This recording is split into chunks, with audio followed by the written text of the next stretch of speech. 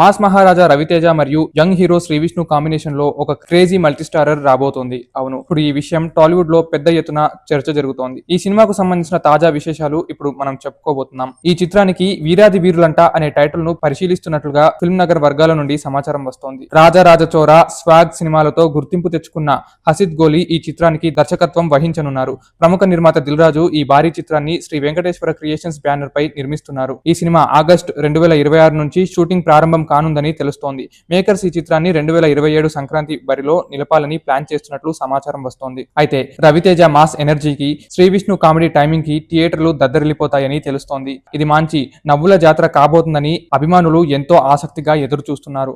ప్రస్తుతానికి రవితేజ తన తదుపరి చిత్రం ఇరుముడి ఆగస్టు 21, 2026న విడుదల చేయనున్నారు. ఇరుముడి ఆగస్టు 21, 2026న విడుదల చేయనున్నారు. ఈ పనుల్లోనే చాలా బిజీగా ఉన్నారు. అయితే దీని తర్వాత ఈ మల్టీస్టారర్ ప్రాజెక్ట్ ప్రారంభం కానుందని తెలుపుతున్నారు. ఈ మల్టీస్టారర్ ప్రాజెక్ట్ పై అధికారిక ప్రకటన త్వరలోనే వెలువడే అవకాశం ఉందని టాలీవుడ్ సమాచారం. ఇరుముడితో రవితేజ కంబ్యాక్ ఇస్తే ఖచ్చితంగా ఆ తర్వాత రాబోయే ఈ కాంబినేషన్ జనాల్లో మరింత హైప్ ని సృష్టిస్తుందని తెలుపవచ్చు.